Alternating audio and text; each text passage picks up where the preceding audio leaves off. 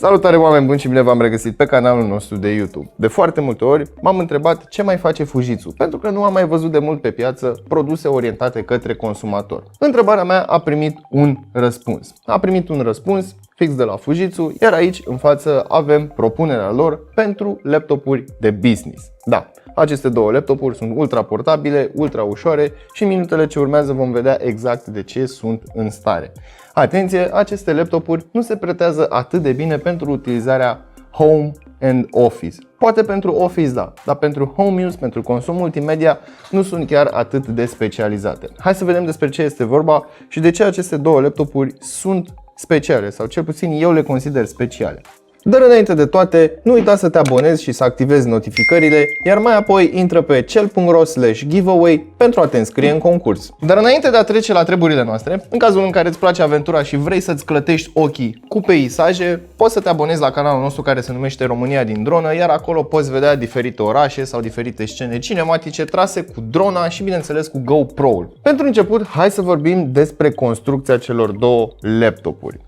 Îl voi ține în față pe modelul U939X, deoarece acesta are și touchscreen, dar cele două variante sunt foarte similare atât în specificații, dar și în caracteristicile hardware, cu excepția ecranului touchscreen. Ce mi-a captat mie atenția prima oară? Este făcut din magneziu în totalitate și cântărește sub 1 kg. Da, este mai ușor decât o sticlă de suc la 2 litri, nici măcar nu-l simți în ghiozdan și mi s-a părut foarte interesant, pentru că undeva în creierul meu s-a întâmplat o chestie foarte ciudată. În momentul în care vezi un produs ușor, tinzi să crezi că este un produs fără calitate, că este un produs ieftin, dar nu este adevărat. Carcasa fiind făcută din magneziu, are o rezistență sporită față de carcasa care este făcută din plastic, plus că Fujitsu menționează faptul că este compatibil cu standard militar 810G. Deci, în teorie, ai putea să scapi pe jos și ar putea să supraviețuiască, însă nu recomand astfel de abuzuri orientate către electronice. Hai să vorbim puțin și despre dimensiunile lui. Este un laptop de 13,3 inch, un laptop cu o dimensiune clasică pentru genul acesta de destinație și are 16,9 mm grosime, ceea ce face din dânsul un laptop perfect pentru călătorie. Dar nu se termină aici. Hai să vedem și ce alte particularități interesante oferă Fujitsu pe gama lor super de laptop. Pentru început, capacul are ceva flex, la fel și rama display-ului, pentru că până la urmă este un laptop ultra subțire și majoritatea laptopurilor în general suferă de astfel de tratament. Acest flex care este imposibil de eliminat în momentul în care pe spate, dacă n-am niciun fel de ranforsare sau dacă ecranul nu este acoperit cu sticlă, practic nu are absolut niciun suport, nicio rezistență în plus. Este doar materialul din care este construit, o ramă în care este pus display-ul în sine și acea ramă este atașată de restul carcasei. Deci motivul pentru care există acest flex este evident, însă nu este un lucru atât de rău. Hai să mergem mai departe să-i deschidem capacul, iar aici am avut surpriza plăcută. Nu doar că se deschide la 180 de grade, pot până la 360 de grade și îl pot transforma ușor într-o tabletă. Voi folosi acest mousepad ca să nu zgâriem display-ul, iar acum hai să ne uităm la baza laptopului. Și ea este de asemenea făcută din magneziu și este surprinzător de solidă, pentru că atunci când am încercat să o flexez, nu am reușit. Este ușoară, solidă și cumva îți pune simțurile sub semnul întrebării. De ce? Pentru că ai impresia că l-ai frânge în momentul în care îl iei în mână sau îl înmânezi cuiva. Dar îmi place foarte mult, șasiul este foarte solid și nu am ce să comentez la capitolul acesta. Mai departe, hai să vorbim despre tastatură. În momentul în care apăs pe mijlocul tastaturii există un flex minimum, însă nu este deranjant în momentul în care scrii. Senzația pe care o ai când apeși fiecare tastă în parte este uniformă de la stânga la dreapta tastaturii, inclusiv când apeși tastele mai mari. În schimb, nu am putut să nu observ faptul că au un sunet diferit, și anume sunt puțin diferite tastele care sunt mai lunguiețe, în schimb senzația tactilă este foarte similară. ca o mică paranteză, apreciez foarte mult că page up și page down sunt în apropierea săgețelor, ca atunci când faci browsing sau ca atunci când ai nevoie să dai pagina mai sus sau mai jos, nu trebuie să te întinzi în partea superioară a tastaturii. Iar asta mi-a plăcut întotdeauna la majoritatea laptopurilor, chit că sunt home and office, chit că sunt business, chit că sunt mașini de lucru și așa mai departe. Întotdeauna page up și page down, dacă sunt aici la îndemână, pentru mine este un plus. Tastatura este iluminată, așa că o poți folosi și pe întuneric sau în condițiile în care efectiv nu vezi foarte bine tastatura. Mergem mai jos către laptop și putem observa un touchpad destul de mic în comparație cu ceea ce am mai văzut pe piață. Este un touchpad cu un finisaj mat, iar butoanele sunt separate. Unii vor iubi acest lucru, unii nu atât de mult. Personal consider că butoanele separate întotdeauna sunt binevenite în ceea ce privește un touchpad. În schimb, personal consider că este destul de greu de utilizat acest touchpad. Asta poate și pentru că eu m-am obișnuit cu un touchpad ceva mai lucios. Nu neapărat din sticlă, în schimb îmi place în momentul în care am un touchpad pe care degetul alunecă fără absolut niciun cusur. Cu toate acestea, nu este un touchpad rău, suportă Windows Precision Drivers, așa că poți modifica gesturile și poți naviga prin sistem cu ușurință folosind doar touchpad-ul. Iar acum hai să mergem către piesa de rezistență a acestui laptop și anume una dintre metodele de securizare și anume se numește Palm Secure. Practic ce înseamnă acest lucru? Există un senzor care scanează palma și venele și fluxul sanguin din palma ta. Este unic, este asemănător cu o amprentă, însă în teorie ar trebui să fie ceva mai sigur. Este o tehnologie implementată de Fujitsu și se poate folosi cu ajutorul unui soft. Iar acel soft vi-l voi arăta în minutele ce urmează. Acum că am terminat cu această parte, hai să mergem mai departe, nu înainte de a-i desface și capacul din spate ca să pot să vă arăt ceea ce găsim înăuntru. Și da, Fujitsu au fost niște băieți super de treabă și ne-au lăsat să deschidem capacul ca voi să vedeți ceea ce găsim înăuntru acestui laptop. Avem nevoie de o șurubelniță și după ce desfacem aceste șuruburi avem acces la componentele din interior. Acum că am dat capacul deoparte, hai să vorbim și despre componentele din interior. Voi începe cu bateria. Are o capacitate de 3490 mAh și un rating de 50 de W oră. Din fericire, este unul dintre acele laptopuri unde poți să schimbi bateria destul de ușor. Mergem mai departe către stocare. Două sloturi M2, iar laptopul poate să vină într-o configurație de 256 de GB până la 1 TB. Îmi place că avem un slot liber și putem să punem încă un mediu de stocare. O altă componentă care poate fi schimbată cu ușurință este placa pentru Wi-Fi. Se scoate de aici din acest șurub, se înlocuiește și cu asta basta. Din punct de vedere al RAM-ului, ei bine, nu avem slotul RAM, memoria este sudată pe placa de bază și nu avem opțiunea de upgrade. Acum că am văzut din ce este făcut acest laptop și ce are înăuntru, hai să vorbim și despre porturi și configurația lui în sine. Voi începe cu mufele USB.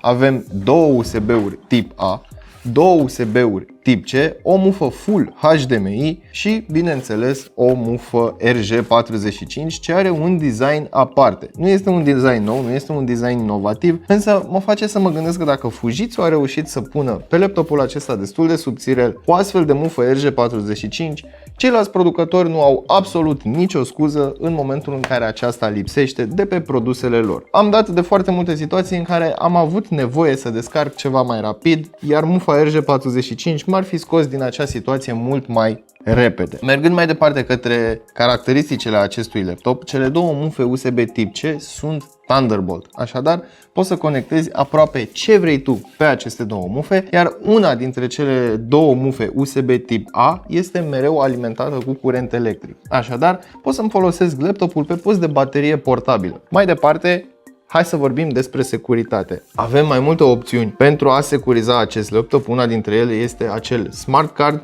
care este un fel de two-form factor authentication. Am un PIN și o parolă, pun și acel Smart Card și sistemul își dă seama că eu sunt cel care ar trebui să folosească acest laptop. Dar partea interesantă este că acest laptop nu are un senzor de amprentă, ci are un scanner pentru venele din palmă. Da, ați auzit bine, este un scanner.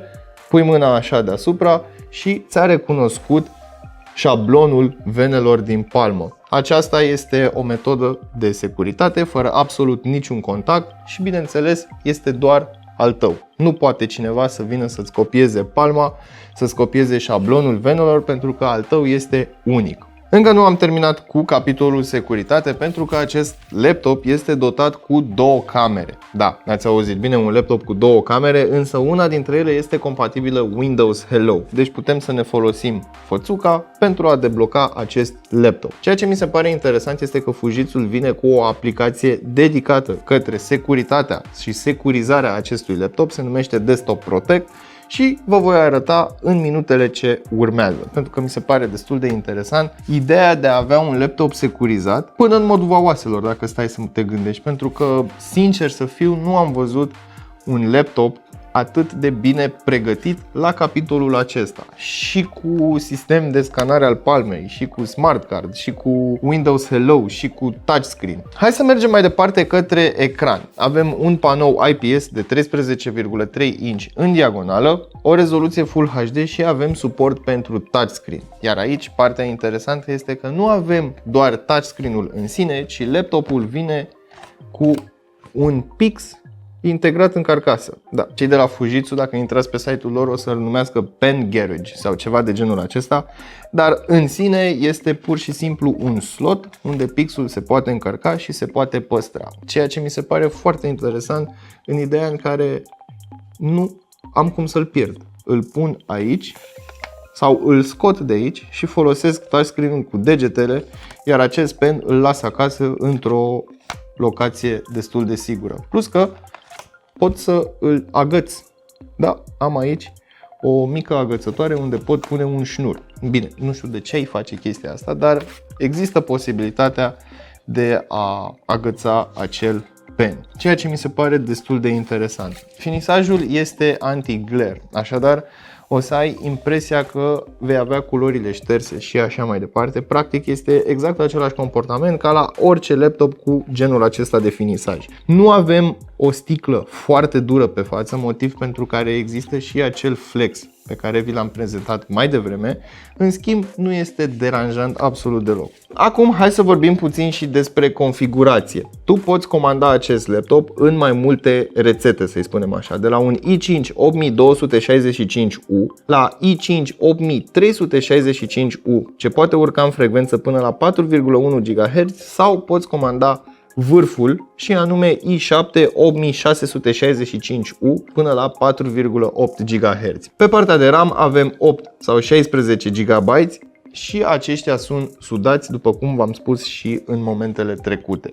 Uite că ne apropiem și de finalul acestui videoclip și mai avem de vorbit despre partea audio. Iar aici, sincer să fiu, este singurul aspect unde chiar am ceva de comentat asupra acestui laptop. Chiar dacă știu că este orientat către partea business, difuzoarele acestui laptop nu sunt în stare să redea un volum mare, iar basul lipsește cu desăvârșire. Cumva mă deranjează acest lucru, pentru că în ideea în care aș fi într-o conferință, aș vrea să aud vocea tare și clar. Nu mă interesează neapărat să ascult muzică, sau în cazul în care privesc sau mă uit la o prezentare, aș vrea să aud detaliile persoanei care vorbește în acea prezentare. Este posibil, însă dacă mediul este destul de zgomotos, sunetul va fi acoperit cu o ușurință destul de mare. Și în cazul în care ții laptopul așa în mână și ai acoperit grilele difuzoarelor, sunetul s-a dus. Este singurul aspect la care chiar am ceva de comentat și aș fi vrut ca Fujitsu să acorde mai multă atenție în zona aceasta. Cam asta ar fi de spus despre aceste două laptopuri. Partea audio în particular nu-mi place, dar având în vedere că este orientat către mediul business, nu o să te uiți la filme și nu o să faci producție muzicală pe un astfel de laptop. Acum, hai să vorbim puțin și despre modelul fără touchscreen, pe care eu îl iubesc ceva mai mult, îmi place ceva mai mult. Este o leacă mai subțirel și mai are un element de design în plus. Are aici pe ramă o bucată în plus pe care acest laptop nu o are. Și sincer să fiu, îmi place cumva mai mult acest laptop, pentru că nu sunt mare fan laptopuri cu touchscreen. Dar ceea ce îmi place foarte mult, nu că foarte mult, este că pot să-l învârt 360 de grade și îl pot pune pe o suprafață, pot lucra. Modelul fără touchscreen poate să își ducă ecranul doar la 180 de grade. În plus, dacă te duci într-o zonă unde nu ai acces nici la Wi-Fi și nici la cablu de internet, există configurație unde poți adăuga sau poți opta pentru modem GSM. Da, deci poți să bagi o cartelă în acest laptop și te-ai dus unde vrei, vei avea internet, conexiune destul de stabilă, bineînțeles, depinde și de operator, dar mi se pare, cum spun americanii, fully packed. Așadar, la capitolul acesta nu am nimic de comentat. Până data viitoare știți ce aveți de făcut. Nu uitați să verificați descrierea pentru linkuri utile și prețuri actualizate și detalii despre aceste laptopuri veți mai găsi în linkurile de mai jos. Apropo, dați-vă cu părerea despre acest laptop și ne vedem data viitoare. Salut!